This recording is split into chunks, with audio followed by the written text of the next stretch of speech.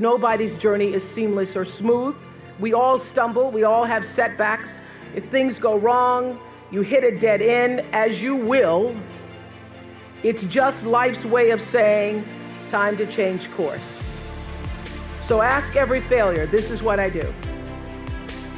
Every failure, every crisis, every difficult time, I say, what is this here to teach me? And as soon as you get the lesson, you get to move on. If you really get the lesson, you pass and you don't have to repeat the class. If you don't get the lesson, it shows up wearing another pair of pants or skirt to give you some remedial work.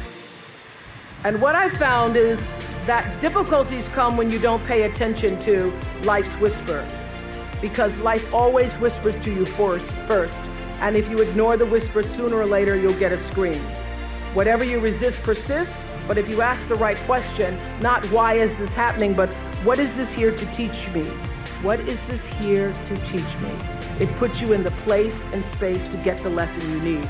My friend Eckhart Tolle, who's written this wonderful book called A New Earth, it's all about letting the awareness of who you are stimulate everything that you do. He puts it like this. He says, don't react against a bad situation, merge with that situation instead, and the solution will arise from the challenge. Because surrendering yourself doesn't mean giving up, it means acting with responsibility. Okay, many of you know that, as President Hennessy said, I started this school in Africa. And I founded the school where I'm trying to give South African girls a shot at a future like yours, Stanford. And I spent 5 years making sure that school would be as beautiful as the students.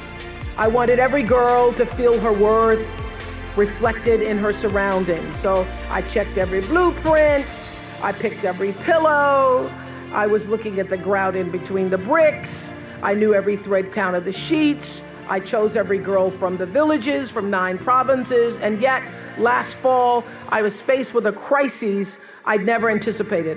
I was told that one of the dorm matrons was suspected of sexual abuse. Well, that was, as you can imagine, devastating news. First I cried, actually I sobbed for about a half an hour, and then I said, let's get to it. That's all you get, is a half an hour. You need to focus on the now, what you need to do now. So I contacted a child trauma specialist, I put together a team of investigators, I made sure the girls had counseling and support, and Gail and I got on a plane and flew to South Africa. And the whole time I kept asking that question, what is this here to teach me? And as difficult as that experience has been, I got a lot of lessons. I understand now the mistakes I made because I had been paying attention to all of the wrong things. I built that school from the outside in, when what really mattered was the inside out. So it's a lesson that applies to all of our lives as a whole.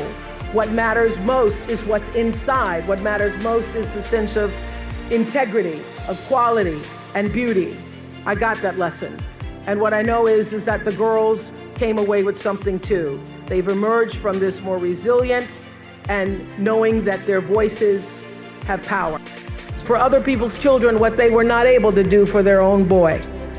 The lesson here is clear, and that is if you're hurting, you need to help somebody else ease their hurt.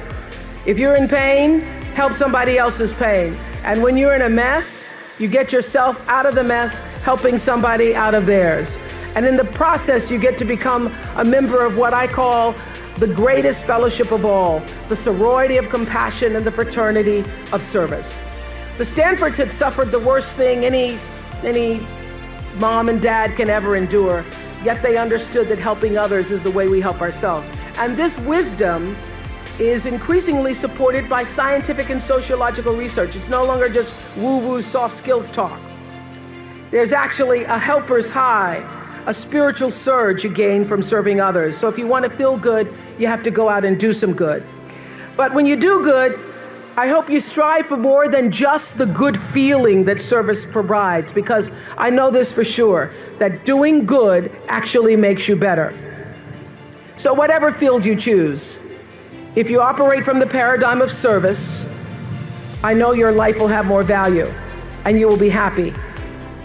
I was always happy doing my talk show, but that happiness reached a depth of fulfillment, of joy that I really can't describe to you or measure when I stopped just being on TV and looking at TV as a job and decided to use television, to use it and not have it use me, to use it as a platform to serve my viewers.